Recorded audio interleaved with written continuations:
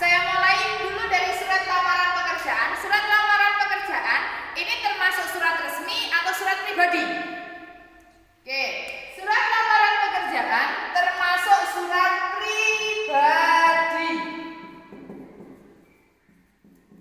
yang diberikan kepada sebuah instansi atau lembaga yang resmi.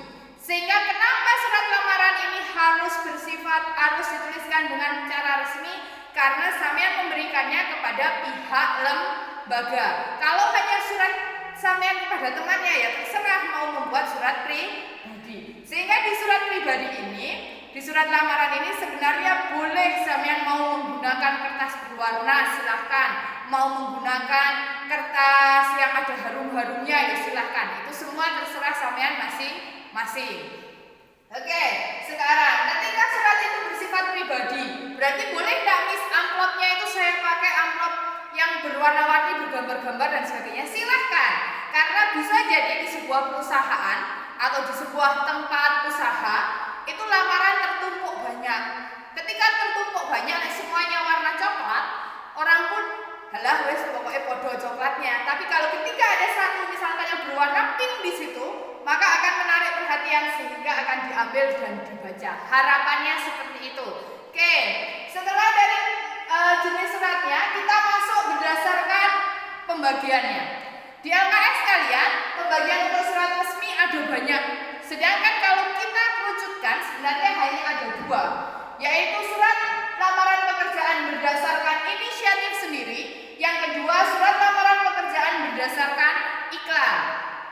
Kita mulai dari inisiatif sendiri. Inisiatif sendiri itu apa? Berarti sampean membuat surat lamaran tapi berdasarkan keinginanmu sendiri, tanpa tempat tersebut membuat sebuah iklan.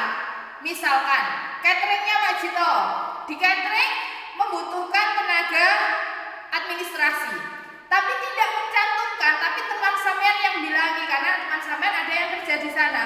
Ngelamar wes mumpung saiki administrasinya kosong. Misalkan seperti itu.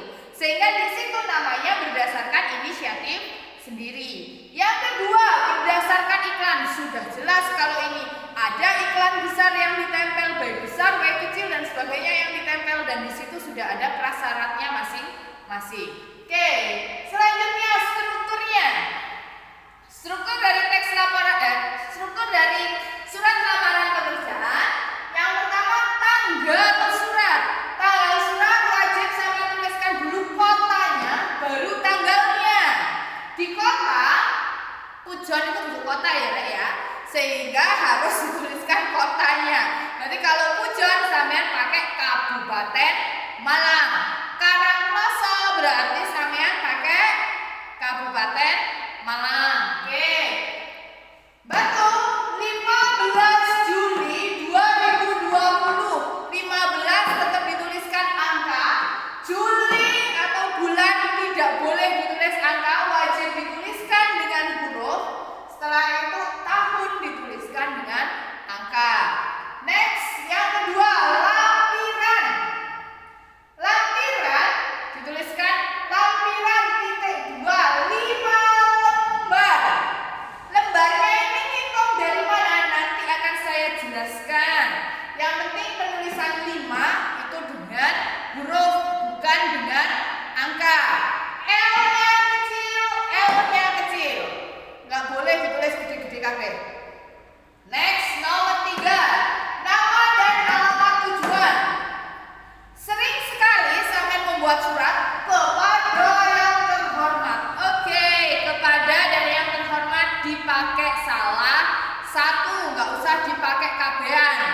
Dimana apa itu pemborosan? Boleh pakai yang terhormat langsung, boleh pakai kepada. Kepada siapa? Misalkan Kepala Jatimpak Group, ya sudah dituliskan Kepala Jatimpak Group. Jalan apa? Jalan Mawar Putih, Gang 5 nomor 15. Nulisnya gang dulu, strip nomornya. Gang wajib dituliskan dengan angka Romawi. 1 berarti 1, 2 berarti pagar 2, 3 seterusnya. Oke.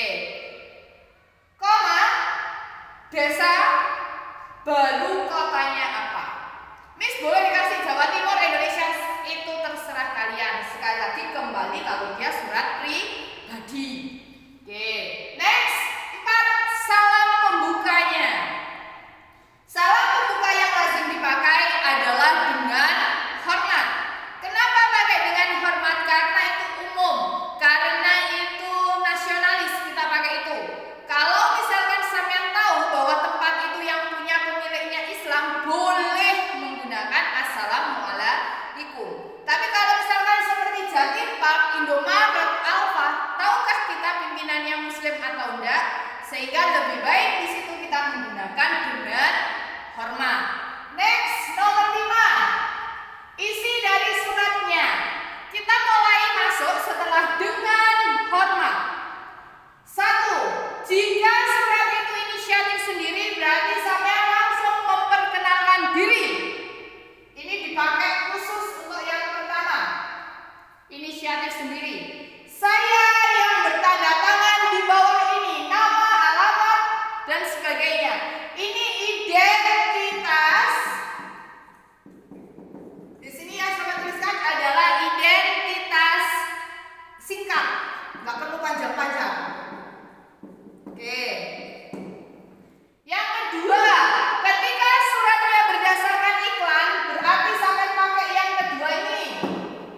Berdasarkan iklan lowongan pekerjaan di titik-titik, titik-titiknya diisi, sampean lihat pengumumannya di mana, iklannya lihatnya di mana, atau kita sebut sumber iklannya itu dari mana. Misalkan berdasarkan iklan lowongan pekerjaan di koran Jawa Pos, ya ditulis Jawa Pos.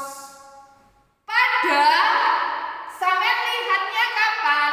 Senin 15 Juli 2020. Silahkan dituliskan bahwa PT titik-titik, atau bukan PT, misalkan bahwa Duta Catering membutuhkan tenaga kerja atau karyawan sebagai titik-titik. Oke, silahkan diisikan. Membutuhkan karyawan atau tenaga kerja sebagai cleaning service. Saya setelah selesai awalan ini, sampean wajib menyebutkan identitasnya, berarti kembali lagi ke atas ini. Saya yang bertanda tangan di bawah ini, identitasnya diberikan secara singkat. Oke. Setelah identitas dituliskan, sampean kemudian menuliskan mengajukan lamaran pekerjaan di titik-titik sebagai titik-titik. Sebagai bahan pertimbangan berikut saya lampirkan. Nah, lampiran ini jika memang inisiatif sendiri, 4 hal ini sudah cukup. Daftar riwayat hidup, fotokopi KTP, fotokopi ijazah, pas foto, sudah cukup. Itu bagi yang surat lamaran berdasarkan inisiatif sendiri. Sedangkan kalau dia berdasarkan iklan, tentu di iklan tersebut menyebutkan wajib SIM C, wajib surat keterangan kelakuan baik. Berarti SIM C, surat kelakuan baik, harus dicantumkan di sini di lampiran. Oke, seperti yang saya bilang tadi, penulisan lampiran ada hubungannya dengan yang ini tadi. Kalau di sini sampai melampirkan 1, 2, 3, 4, tapi lembarannya itu bisa jadi daftar riwayat hidupmu ada 5 halaman, fotokopi KTP ada 2, fotokopi ijazah ada 2, pas foto ada 2. Berarti silahkan dihitung lembarannya. Tapi kalau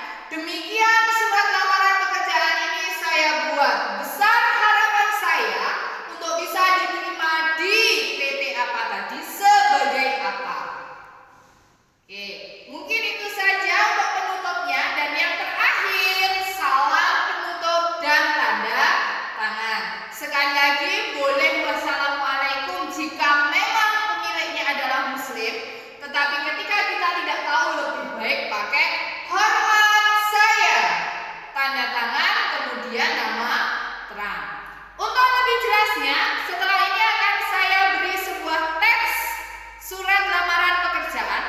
Tugas sampean yang pertama, mengidentifikasi surat tersebut surat berdasarkan inisiatif sendiri ataukah berdasarkan iklan. Yang kedua, sampean harus menentukan kira-kira dari cara penulisannya yang salah bagian yang mana. Surat lamaran yang akan saya berikan boleh nantinya sampean print, boleh sampean tulis kembali di buku dan diberi tanda yang salah yang mana. Nanti setelah itu difoto, dikumpulkan langsung di Google Classroom. Demikian yang dapat saya sampaikan di pertemuan kali ini. Semoga bermanfaat dan jika ada yang ditanyakan silahkan langsung ditanyakan di grup. Wassalamualaikum.